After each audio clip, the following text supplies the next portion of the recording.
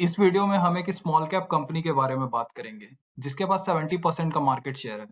Meaning ये company small cap में monopoly है।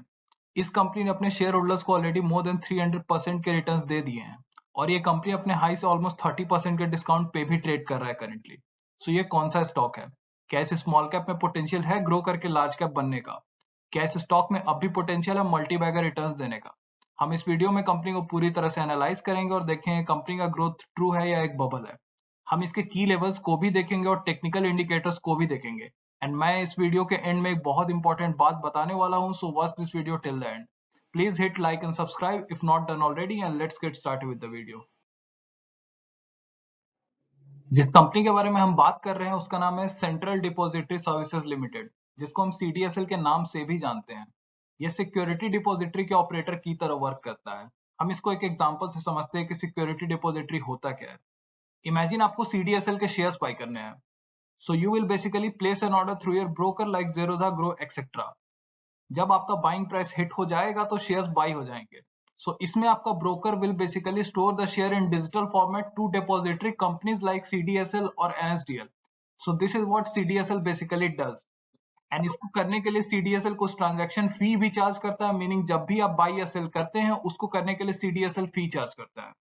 It has a market share of close to 70% and it is continuously gaining market share from its competitor NSDL in a duopoly market, meaning इस segment में सिर्फ दो ही companies हैं. Despite of the fact that CDSL was launched after NSDL, it is a great thing that it is continuously gaining market share in a duopoly market. Let us try and understand the different revenue streams for CDSL. First is annual issuer charges. जब भी कोई company चाहती है कि उनके shares का digital copy CDSL अपने यहाँ पे स्टोर करने का परमिशन दे, तो कंपनीज को एक एनुअल फी पे करना पड़ता है जिसको हम एनुअल इश्यूज चार्जेस बोलते हैं। ये फी कितना होगा उसको सेबी डिसाइड करता है। इससे मैक्सिमम रेवेन्यू भी आता है सीडीएसएल को। सेकेंड इज ट्रांजैक्शन फी। जैसा हमने स्टार्ट में डिस्कस किया था कि शेयर्स को स्टोर करने के लिए सीडीएसएल एक फी चार्ज करता है फ्रॉम द ब्रोकर्स और इसको ही हम ट्रांजैक्शन फी बोलते हैं। ये सेकेंड मेजर कंट्रीब्यूटर है सीडीएसएल के रेवेन्यू का। रिमेनिंग रेवेन्यू सीडीएसएल को KYC services, IPO and few other services से आता है। Let us analyse the financials of CDSL now. इनका सेल्स लास्ट 5 इयर्स में 30% के कंपाउंड एनुअल ग्रोथ रेट से ग्रो हुआ है। लास्ट 3 इयर्स में 41% से और लास्ट 12 मंथ्स में 45% के रेट से ग्रो हुआ है। That means over the year इनका सेल्स कंटिन्यूअसली ग्रो कर रहा है। कमिंग टू प्रॉफिट ग्रोथ, इसमें भी लास्ट 5 इयर्स में 29% की ग्रोथ आई है। लास्ट 3 इयर्स में 40% की और ट्रेलिंग 12 मंथ्स में भी 40% से ग्रो कर रहा है। which shows CDSL is not only generating sales but clocking on the profits as well, जो CDSL के स्ट्रॉन्ग परफॉर्मेंस को शो करता है ओवर द इयर्स। अगर हम इसके रिटर्न ऑन इक्विटी को देखें तो लास्ट 5 इयर्स में 23% है, लास्ट 3 इयर्स में 25% और लास्ट 12 मंथ्स में 32% है, जो कि एक अच्छा साइन है। Similarly in the year ending March 2022 इनका रिटर्न ऑन कैपिटल एम्प्लॉयड 41% था, जो कि बहुत ही हेल्दी वैल्यू है since company is able to generate profits very well from the money it is using.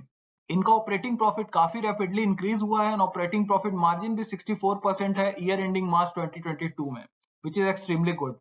Obviously जैसे जैसे कंपनी ग्रो करेगा इनका ओपीएम मार्जिन डिक्रीज होगा since 64% margin is insane margins.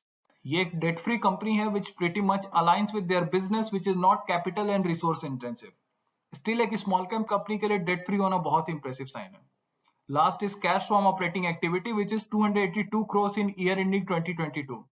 इसमें भी कंटिन्यूस ग्रोथ आ रही है, इंडिकेटिंग सीडीएसएल अपने कोर बिजनेस में कंटिन्यूसली काफी अच्छा ग्रोथ शो कर रहा है। इनका करंट पी 41.6 है, जो कि थोड़ा हायर साइड पे है सिंस इनका मीडियन पी 34.7 है, लेकिन इनका earning per share continuously increase हो रहा है which will bring P to a lower level going forward. अगर हम होल्डिंग्स की बात करें तो स्मॉल रिटेलर्स के पास सिर्फ 9.5% की स्टेक्स है। Rest is held by promoters, mutual funds, FII, DIA and big retailers. अब हम सीडीएसएल का टेक्निकल एनालिसिस देखते हैं। हमारे सामने सीडीएसएल का चार्ट है। मैंने इसमें 3 हॉरिजॉन्टल ब्लू लाइंस मार्क की है, सो इससे हमारे को की लेवल्स मिलेगा जिसको हम पाइवट पॉइंट्स भी बोलते हैं। करेंटली सीडीएसएल एक सपोर्ट जोन के पास ट्रेड कर रहा है और ये सपोर्ट जोन 1230 into 1156 में है, विच मीन सीडीएसएल के स्टॉक प्राइस को इस लेवल से सपोर्ट मिलेगा and there is a good probability कि यहां से बाउंस बैक आ सकता है if this level is respected.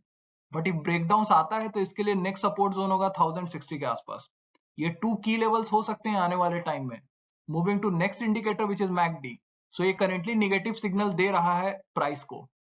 Next indicator है जिसको हम देखेंगे वो है exponential moving average. 50 day EMA which is represented by green line और 200 day EMA which is represented by red line. Currently both this lines almost एक साथ चल रहे हैं, जो ना ही पॉजिटिव सिग्नल दे रहे हैं और ना ही negative, which means technical indicators aren't really giving us any clear indication.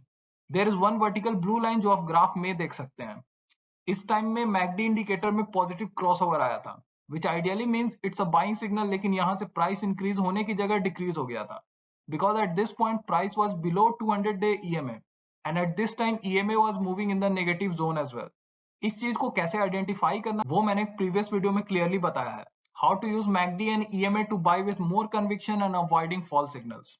मैंने उस वीडियो का लिंक डिस्क्रिप्शन और टॉप राइट कॉर्नर में दे दिया है, so go and watch that video. With number of demat accounts continuously growing and still demat accounts का count as a percentage और पॉपुलेशन काफी कम है, इंडिकेटिंग इस मार्केट में ग्रोथ का बहुत स्कोप है इन फ्यूचर। और अगर ऐसा होता है तो डायरेक्ट बेनिफिट होगा सीडीएसएल को। ऑल्दो रिसेशन और बैड स्टॉक मार्केट परफॉर्मेंस से इस सेगमेंट का ग्रोथ हिट हो सकता है as from the new competitors that might come in the future. But CDSL is having control of 70% market share. इसके फंडामेंटल्स भी अच्छे हैं और कंटिन्यूसली इंप्रूव भी कर रही है अपने फंडामेंटल्स को। Stock isn't too highly valued as well. So I think CDSL looks like a good company to me which should grow pretty well in coming 3 to 5 years. But you should do your own analysis before making any buy or sell decision. अगर इस video के regarding आपको कोई query, doubt या question है या आप चाहते हो कि मैं किसी स्पेसिफिक टॉपिक पे वीडियो बनाऊं तो आप कमेंट सेक्शन में जरूर बताना। Enjoy the video and please keep supporting. Thank you.